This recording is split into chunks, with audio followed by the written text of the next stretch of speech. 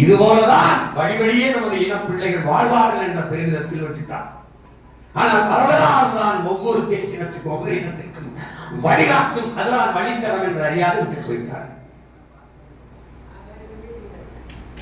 ஆனால் இன்றைக்கு தேடி தேடி நாம் படிக்கிறோம்.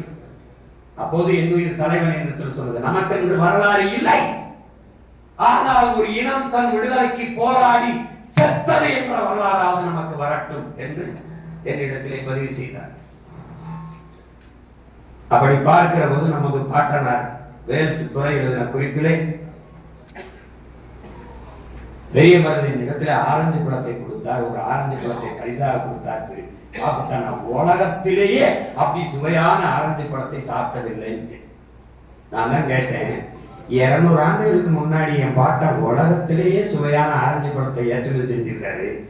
இப்ப ஏன்டா என் வீட்டை சுத்தி வெறும் வேடிக்கை முள்ளா இருக்குது?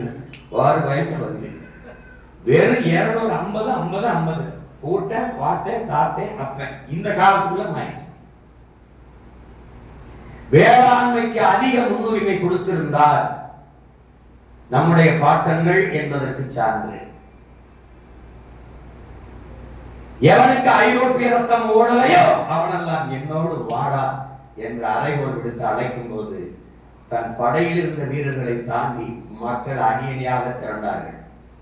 படையை திரட்டி போகும்போது, திருச்சியை தாண்டி அப்படி போகும்போது பலாயிரக்கணக்கான வேளாண் குடிமக்கள், அன்பு சொந்தங்களே, போர் வீரர்கள் அல்ல, உழைக்கும் உழவர் குடிகள் கையில் என்ன கிடைத்ததோ அதை ஆயுதமாக ஏந்தி அணியணியாக நமது பாட்டன் மருதுபாண்டியர்கள் படையிலே திரண்டார்கள் என்பதற்கு சான்று வேளாண்மைக்கு அவர் கொடுத்த முன்னுரிமை.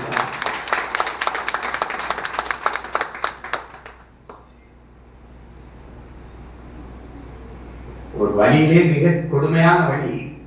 நீங்க பார்த்திருப்பீங்க, நம்முடைய ஐயா, நம்முடைய தாத்தா கவியரசு கண்ணதாசன் அவர்கள் அந்த சிவகங்கை சின்மையிலே அந்த படத்தை, இன்னும் எனக்கு கனவு இருந்தது, அதிகாரத்தை கைப்பற்ற வேண்டும், விரைவு காற்று வெல்லுகிற போல நம்முடைய பாட்டனுடைய வரலாறை, பாட்டுடைய வரலாறு வாகுவழி என்று ஒரு கற்பனையில் எடுத்தது போல நிஜ வரலாற்றை, உண்மை வரலாற்றை பதிவு செய்யும். அதுல பாருங்க, இந்த மரத்தை வெட்ட போகும்போது அந்த மரத்திற்கு அவர்கள் கொடுத்துங்க.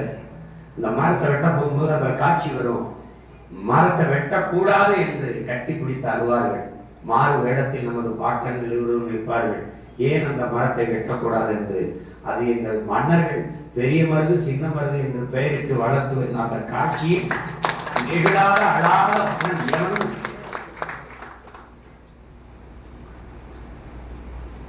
கடைசியா நம்முடைய மிகுந்த மனவழி எனக்கு தந்தது, நம்ம பாட்டனை தூக்குல நிறுத்திட்டான், நிக்க வைக்கல, புறக்கை கட்டிட்டா, முட்டிக்கால் போட வச்சு காலங்க கட்டிட்டான், இப்படி கட்டிட்டான். இப்ப தூக்கு கயிறு இப்படி பார்க்கிறாரு. பக்கத்துல 7 வயசு பையனை நிறுத்திட்டான் தூக்கயிறு. எப்படி இருந்திருக்கீங்க? இந்த காட்சியை மட்டும் ஒரு தடவை பாருங்களேன். 7 வயசு பையன் கேட்கிறாரு, டேய் என்னைய தூக்குல போடல, நான் உன்னை எதிர்த்து போறீங்க, என்னைய தூக்குல போடுற. சரி, இந்த 7 வயசு பையனை இருந்தா போடுற, எதுக்கு போடுற? அவன் என்னடா பண்ணான்? போட்டான். ஏன் போட்டான்?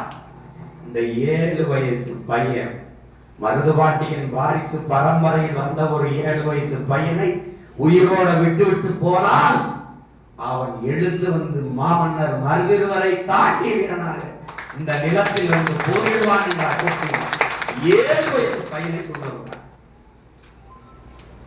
அந்த கேள்வி கேட்கிற போது அவர் மனநிலை என்னவா இருந்திருக்கும்? 7 வயசுல மரண கயிற்றுக்கு முன்னாடி இருந்த அந்த பையனுடைய மனநிலை என்னவா இருந்திருக்கும்? இதையெல்லாம் நினைக்கும் போது ஒரு வெறி வரும்பாரு. அந்த வெறிதான் தமிழ் தேசிய இன விடுதலைக்கான உணர்வு, தமிழன் என்ற இன உணர்வு.